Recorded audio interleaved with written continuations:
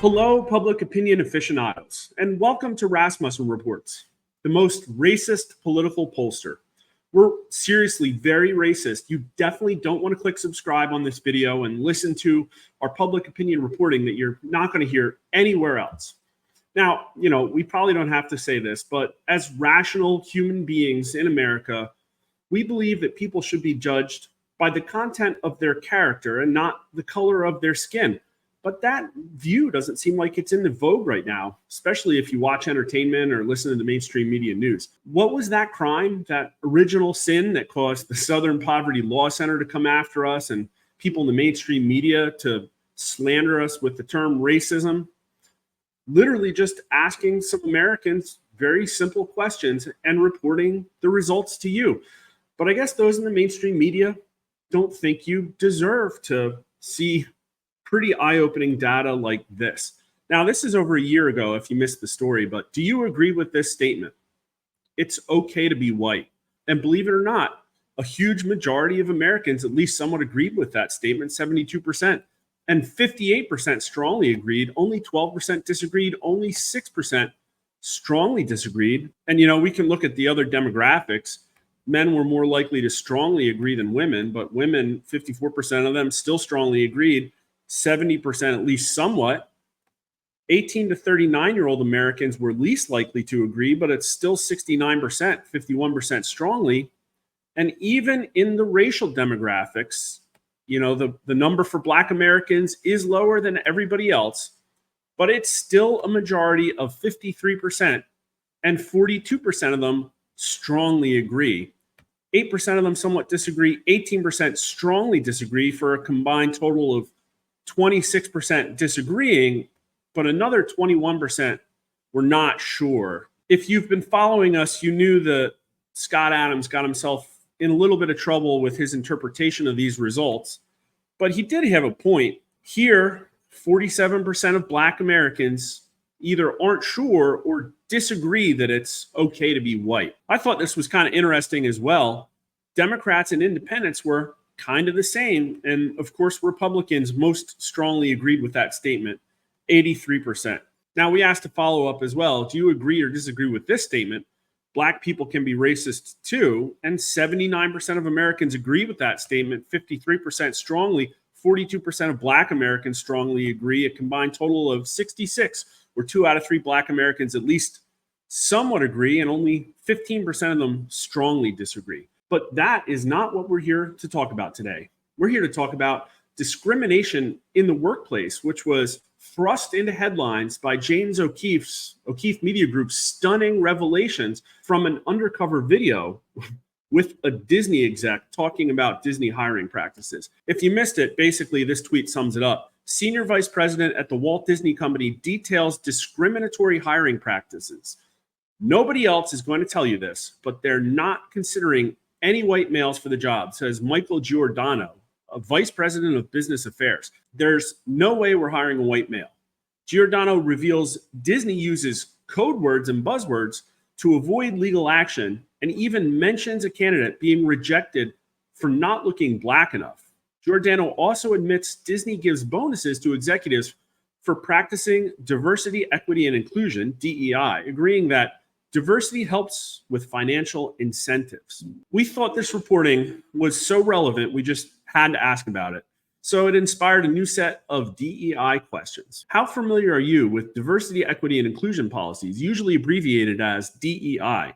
1,258 American adults, 72% are at least somewhat familiar, 36% very familiar, only 9% are not at all familiar.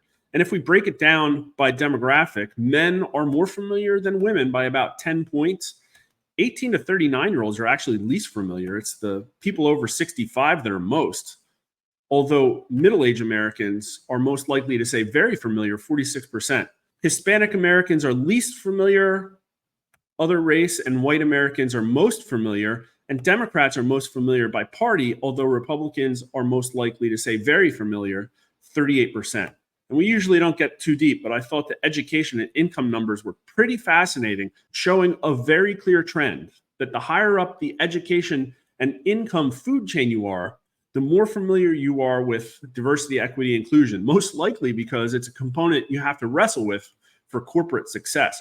But geez, 91% of Americans with graduate degrees are at least somewhat familiar with DEI, 48% vary, and 92% of Americans with incomes over 200K are at least somewhat familiar, 66% very familiar. Are diversity, equity, and inclusion programs making companies better or worse? Only 29% of Americans say better, but more Americans, 38%, say worse, although maybe I guess I expected that number to be a little bit higher based on our other racism and DEI questions. But 22% say it doesn't make much difference. Still, it's kind of damning that only 29% say better, and a combined total of 60% of Americans say that DEI makes companies worse or doesn't make much difference. More 18 to 39-year-olds say better, but it's only 33% to 28%.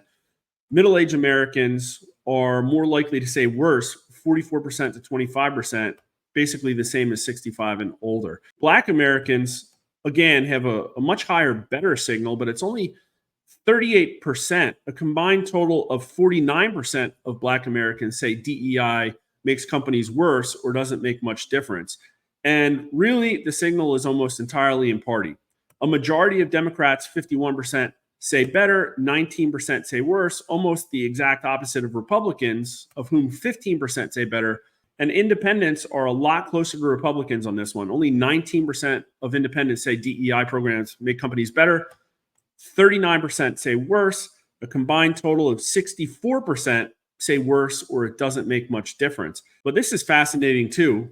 Among Americans who are very familiar with DEI programs, 34% say better, but 54% say worse, almost as much as Republicans. So the more people know about DEI, the more they're likely to say that it makes companies worse. 11% say it doesn't make much difference, showing that these people think that it's a really important problem in companies right now. But here's what you're all here for. How likely is it that some companies are using DEI as an excuse to discriminate against white males? And 48% of Americans say at least somewhat likely, 26% say very likely, only 18% of Americans say it is not at all likely that companies are using DEI as an excuse to discriminate against white males. Now, of course, half of that equation is men, and 54%, a majority, think it's at least somewhat likely. 28% of men, very likely. And women say it's less likely, but still 43% of them, a plurality, only 40% of them say not likely. Younger Americans think it's less likely. They're basically split on this. And middle-aged Americans are the most likely to say yes. Black Americans say no. Only 31% say likely. Only 17% say very likely. And 57%, 56%, whatever, 56% say not likely, but only 26% say not at all likely. And white Americans agree that it's happening, but it's only 52% to 36%. That's really not that much more than Hispanic and other race Americans. I don't know. I thought there'd be a little bit more self-awareness there. I think part of the problem is the white signal is being driven down by Democrats. Only 36% say it's likely, only 17% say very likely. Although 54% of them say not likely, only 29% say not at all likely. Republicans overwhelmingly are the most likely to think it's happening. 69, 68%, 39% say very likely. Only 7% say not at all likely. And independents are roughly split. But those who are most familiar with DEI are also most likely to say that it's being used against white males. 60% think it's at least somewhat likely. 39% say very likely, by far much more than anyone else. Pretty eye-opening and super racist for us to ask that question, don't you think? If you can come up with other racist questions you'd like us to ask, make sure you drop them in the YouTube comments. While you're there, please like the video, subscribe to our channel, and make sure you follow us on Twitter too. There's a really important discussion happening on Twitter right now about election fraud. And as you know, that topic is very near and dear to our hearts. And while you're there, please follow me too at Mark_R_Mitchell. And thanks for watching.